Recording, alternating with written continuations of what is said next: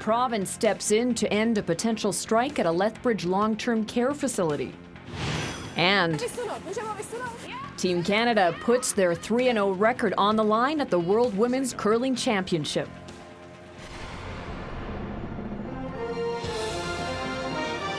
CTV News with Jackie Scantlebury. Good afternoon. You wouldn't know it in Lethbridge today, but just to the east, a blizzard is slamming the Medicine Hat area.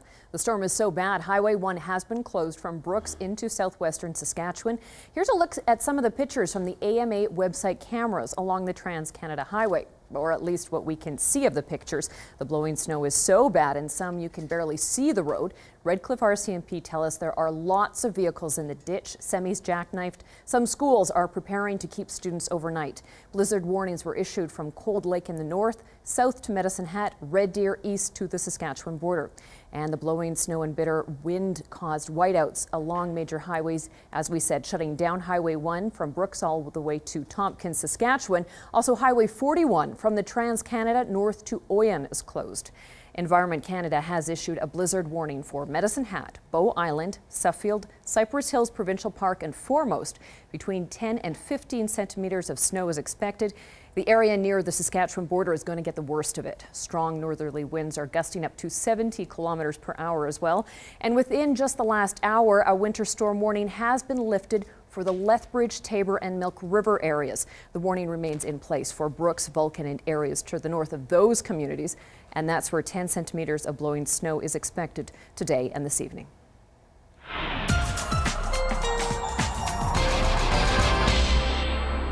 Well, to the lady who can really tell us what's going on with the forecast and this blast of winter in the southeast corner of the province. Yeah, I guess it's kind of appropriate. The last day of winter, we would have a reminder that winter isn't surrendering quite yet. Although spring arrives at 11:14 tonight, we still have some winter weather to deal with. And you summed it up nicely, Jackie, the areas that are now being affected. The storm is coming directly from a trajectory out of Texas. That's where the precipitation has started from. Thunderstorms in the States, snow on this side of the border, and I'll have more details in a couple of minutes. Thanks, Dory. We have some breaking news to tell you about. A proposal to relocate the Fish and Game Association gun range has been approved by City Council. Once the agreement is signed, the current range will reopen in the new range, won't reopen rather until the new range is built. In the meantime, the city, the association and Lethbridge Regional Police have agreed to a long list of suggestions that are aimed at improving gun safety in the city. The list includes an upgraded camera system and remote monitoring, as well as another ricochet trap and elimination of some target positions. The steps to improve safety come in response to a police report which examined 25 stray bullet strikes in the city over the past 7 months. The Fish and Game Association is also offering to carry out a community education campaign and offer a reward for reckless or criminal use of a firearm. The Alberta Union of Provincial Employees is upset that the province is stepping in to end a potential strike at a Lethbridge long-term care facility. Edith Cadwell is privately owned. It's owned by BC-based Chantel Management. The Alberta Union of Provincial Employees say that workers are paid below the provincial standard. The union served strike notice Friday, and workers had planned to start picketing tomorrow morning. But on Saturday, the employer informed AUPE that the government had appointed a disputes inquiry board. While the board writes its report, employees won't be legally permitted to go on strike.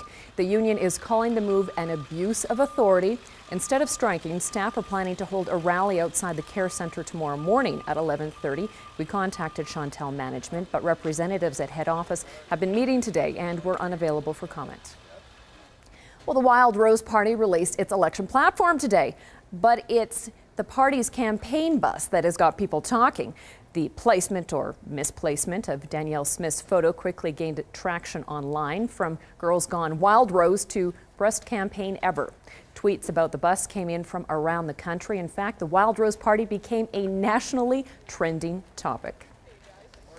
The Alberta Securities Commission has settled with an insurance agent from Medicine Hat. Under the agreement, James Roger Douglas has agreed to cease trading in all securities and exchange contracts for 5 years, and he's also paid the ASC $70,000. Douglas has acknowledged that his account was used by 2 other people as an investment club for his own benefit.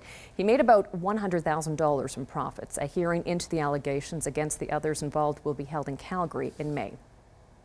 Well, a portion of Lethbridge's Indian Battle Park will be closed to the public for about a month. Every summer, the city of Lethbridge does maintenance on portions of the high-level bridge. It's done in sections because of the length of the structure. From March 19th to April 20th, an area of the arc will be closed to protect residents from falling objects and other extreme hazards.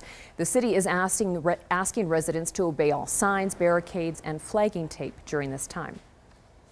And the city of Lethbridge is holding open houses to familiarize residents with the city's new recycling plan. The city will spend about $2 million to create 3 large recycling depots to replace 7 smaller ones that they currently operate. There will be one in the north side, one on the south side, and then one on the west side as well. The open houses will be held tonight and tomorrow night. Tonight's session will run from 6:30 until 8:30 at the German-Canadian Club. Tomorrow's will be held at the Father Leonard Van Tighem School. The centralized depots are expected to open later this year. Well, some of Lethbridge's most talented musicians and performers are taking the stage for the annual Kiwanis Music and Speech Arts Festival. For more than 80 years, the festival has helped showcase the talents of those living in southern Alberta. The event features artists as young as 5 years old up to the age of 70. Over the next 12 days, over 1,500 performers will be competing for awards and scholarships. It's a very big deal because a lot of these young performers go on and they're our future musical leaders, or they're our very knowledgeable audience going down the road. A lot of people have gone on from here, from the festival, have competed and gone on and it's really given them a boost in their own careers. The music festival runs until March 31st at the Yates Theatre. The full schedule of events can be found at KiwanisLethbridge.org. A Lethbridge restaurant is helping local skateboarders by serving up the most important meal of the day. Denny's is selling its Grand Slam breakfast for 99 cents today. Proceeds are going to raise money to build a new skateboard park for local kids. The Lethbridge Skateboard Association is hoping to raise $1,000 from today's event. The Skateboard Association is trying to raise money for the city of Lethbridge. They want to create a skateboard park here. And that's how we contacted them, and this was a good time to get back to the community, give something back to Lethbridge. Even if you hate the skateboarders, who doesn't like a breakfast for 99 cents? So it's just advocating the cause. The people have come down, we've been able to visit with and let them know what we're doing to try and get the new skate park for the youth in our community. The city of Lethbridge has committed $200 of the $600,000 it will take to build the new facility. And local artists are also jumping on board to raise money for the skate park. The Lethbridge Skateboard Association has organized a wine and cheese night called Skate of the Art. Local artists are using skateboard decks as their canvas, and an auctioneer will sell the pieces to the highest bidder. Sponsors have donated everything needed for the event, so all of the money raised will go directly to the construction of the skateboard park. Organizers say they want to help the teens who are trying to raise $250,000 to create the new facility. We have playgrounds for younger kids, but what do we have for that age group of kids that aren't on the swing still? We really are limited in that area, or they don't play organized sports, so where do they go? Skate of the Art will be held the evening of April 14th. For tickets or more information, you can go to skateoftheart.ca.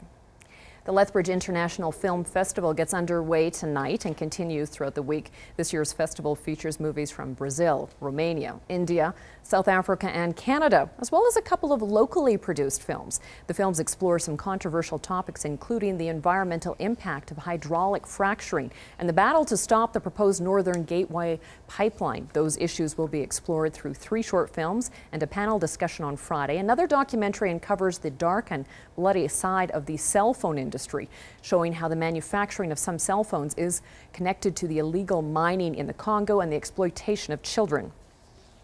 I think you can get a very strong message out through film. I mean, look at film stars these days. Look what George Clooney's doing in Darfur in Sudan. People, I think, still want to escape, but people in film are able to convey a message which has broad public appeal. And it was a very big weekend for food banks in southern Alberta. CTV and the local Canada Safeway stores combined and put into effect our Friends Helping Friends food drive. It's been a really good day. Yes, it has, Dory. Just a fantastic day. Like you said, we are winding down CTV staff were on air and at local Safeway stores helping to raise awareness about the need at local food banks. This year you helped us and the food bank collect 2,623.5 pounds of food. That's up almost 800 pounds from last year. And on top of that, each participating Safeway store is also donating $500 in product, a huge boost to the shelves at the food banks. The Friends Helping Friends food drive is always a huge support to Interfaith Food Bank. The food that we get is at a perfect time of year. Food stocks are always getting lower at this time of year, so it's a great event and we really appreciate the community for helping us. The need doesn't end with our food drive. The food bank is currently experiencing a shortage of canned vegetables, canned meats, cereal, as well as baby food. Another big name is coming to Lethbridge, this time Cirque du Soleil. Cirque is bringing its critically acclaimed production Quidem to the NMAX Center for 7 performances from August 1st to the 5th. Quidem had its world premiere in Montreal under the big top in April of 1996, and since then it's toured 5 continents and been experienced by millions of people. The cast features 52 world-class acrobats, musicians, singers, and characters. Tickets go on sale Friday. And here's a look at how the markets wrapped up this Monday.